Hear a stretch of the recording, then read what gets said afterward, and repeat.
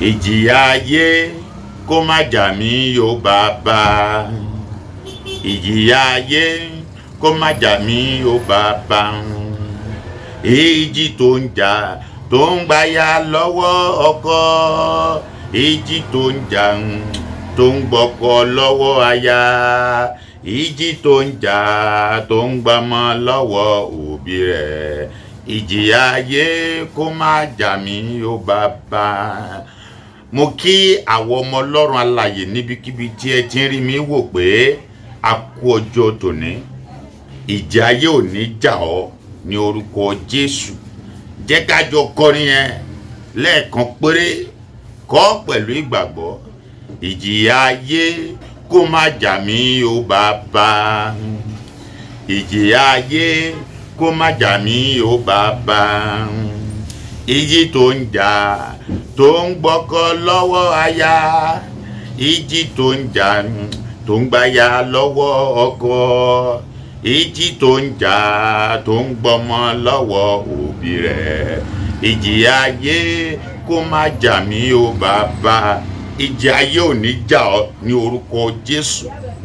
Mo wí gẹ́gẹ́ bí ìránṣẹ́ Ọlọ́run lónìí lábẹ́ àdúrà àṣeyọrí yìí ní orúkọ Jésù. Ikú ò ní gba ọmọ lọ́wọ́ rẹ̀, ikú ò ní gba ọkọ lọ́wọ́ rẹ̀, ìwọ ọkùnrin yẹn ikú ò ní gbaya lọ́wọ́ rẹ̀ ní orúkọ Jésù. Ẹ ṣàmì dáadáa. Agbára tó dá ayé àti ọ̀run ní orúkọ Jésù kó fi àṣẹ sórí àdúrà yìí. Ò ní kúkú òjijì ní orúkọ Jésù. Mo kí wa pé a kú ọjọ́ tòní. Orúkọ tèmi ò yí padà. Àjíǹrere James Adeniyi tí gbogbo ènìyàn pè ní kíni kí n ṣe Ọlọ́run 1930 lábẹ́ iṣẹ́ ìránṣẹ́ Easy Yoke Gospel Ministry Ọlọ́run 1930 movement aka Salvation is Free. Mo wá láti wá gbàdúrà fún wa ní orúkọ Jésù. Àdúrà tiẹ̀ àti tèmi yóò gbà lónìí ní orúkọ Jésù. Lábẹ́ àdúrà àṣeyọrí tèmi àtìrẹ́ jọ wà yìí, wàá rí tìrẹ ṣe o ní orúkọ Jésù.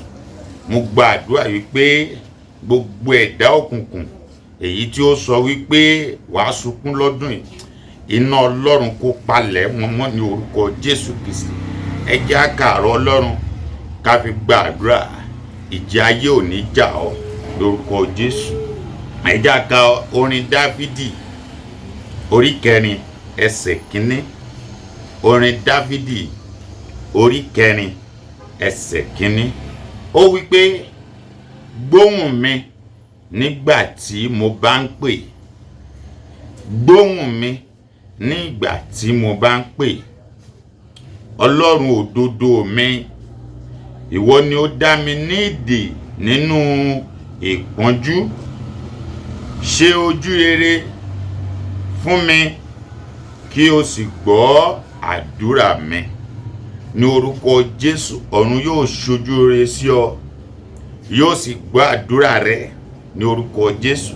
Gbogbo ibi tí o bá yà sí pẹ̀lú àṣẹ ti Ọlọ́run tó dá ayé àti ọ̀run, inú rẹ á dùn ní oṣù yìí, ní ọ̀sẹ̀ yìí inú rẹ á dùn.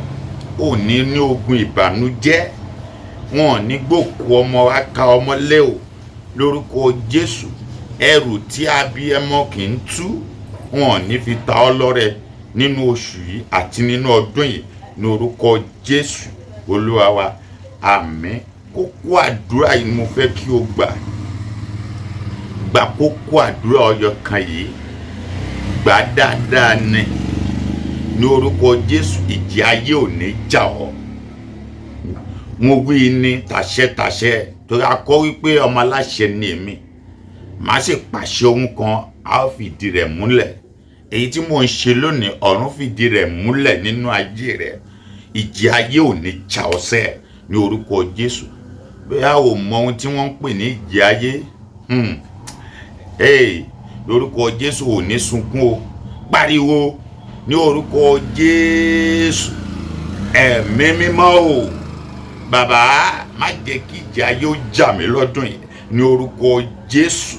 Kára mọ́ àdúrà yẹn fún ní àkókò tó pọ̀, gbà dáadáa, jẹ́ kí ogun ṣẹ́ lára rẹ pé Olúwa Ọlọ́run àgbáyé, Ọlọ́run mi ò dìde. Olúwa má jẹ́ kí ogun ó jà mí lọ́dún yìí ní orúkọ Jésù.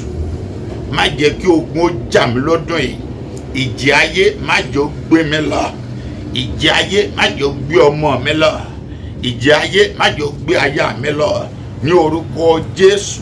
Ìjì ayé má jẹ́ ó gbé ọkọ mi lọ. Má jẹ́ kí ìjì ayé gba ọmọ lọ́wọ́ mi. Má jẹ́ kí ìjì ayé gba aya lọ́wọ́ mi. Má jẹ́ kí ìjì ayé gbọ́kọ lọ́wọ́ mi. Àdúrà yìí lè wá káramọ́ wá fún ní àkókò tó pọ̀. Olúwa má jẹ́ kí ìjì ayé kó gbé mi lọ ní ọdún yìí ní orúkọ Jésù. Yóò dára fún ọ. Lábẹ́ àdúrà àṣeyọrí wàá rí tìrẹ ṣe lórúkọ tí Baba, sí Ọmọ àti ní Ẹ̀mí Mímọ́. Jésù Olúwa wa. Amen. Wow. Please subscribe to our YouTube channel at Olorun 1930 TV for music, prayers, messages, movies by Evangelist James Adeniyi, aka Kinikinse. God bless you.